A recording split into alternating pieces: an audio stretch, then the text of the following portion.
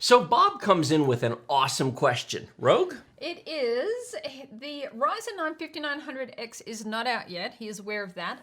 But what do we think how it will compare to a 3rd Gen Threadripper? Well, that is a good question because the 12 and the 16 core Zen 3s are, especially for content creators, likely to be a solid improvement over the 12 and 16 core Zen 2 chips.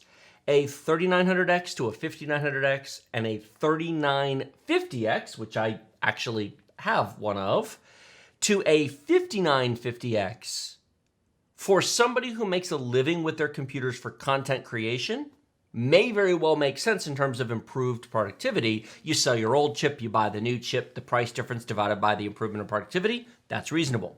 But the question being asked today is, but what about Threadripper? Because we're not yet getting Zen 3 Threadrippers. The current 3rd Gen Threadripper, the TR 3960X and 3970X and 3990X are Zen 2.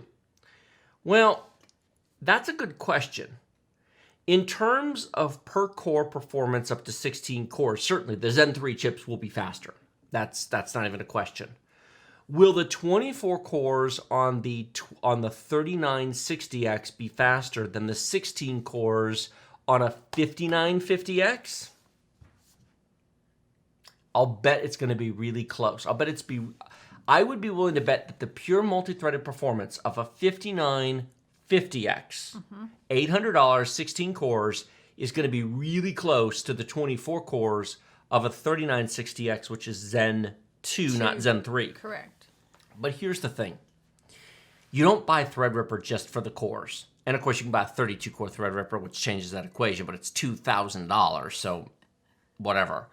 You know why you buy Threadripper? PCI lanes?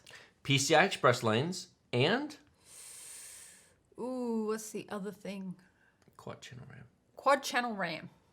Quad channel RAM, the ability to go to way more RAM and the ability to install a lot more PCI Express devices and a lot more NVMe drives if you want tons of storage. On our Threadripper upstairs, we've got a 3960X. We have, actually at the moment, there are 6 NVMe drives installed in there. We could actually install a 7th, but we don't need one at the moment. You can't install 6 NVMe drives into an AM4 motherboard with a graphics card. There's not enough PCI Express lanes.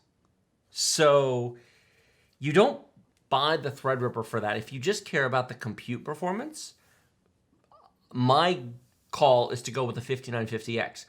Let's say, for the sake of discussion, Threadripper was a little bit faster. A 3960X is $1,400. It is. The 5950X is $800. That is $600. Even if you get a discount on the Threadripper, it's at least $500 different. But the motherboards cost more. That's true. So it's really a $600 difference. Yes. You know what? Put that $600 into awesome content creation monitors. Put that $600 into your RAM. Put 128 gigs on your Ryzen 9. Get really fast, high-speed NVMe drives. Get a good video card. Get a good motherboard. Get a good case. Get a good keyboard and mouse. It's true. And you could have some change left over. And honestly, if we were building a content creation machine today, if I didn't already have the Threadripper, here's the truth. I've got 6 NVMe drives up there because they're all 2 terabyte drives. That's true. I've got 4 2 terabyte drives in a single RAID 0 array designed to give an 8 terabyte scratch drive for all of our ongoing projects. Because we do everything on SSDs. We don't edit videos on hard drives. But you can now buy an 8 terabyte SSD. Mm-hmm. We could now build a Ryzen 9 5950X on an AM4 board. You can put 3 NVMe drives in there. And if you put a 2 terabyte boot drive and an 8 terabyte data drive, that would actually be enough. That would be plenty. You can put 128 gigs in the 4 memory slots. Yep. And honestly, that would be a rockin'. That would be plenty. That would be a rockin' And machine. it would cost less than the machine upstairs did. It would, actually. There you go. There we go.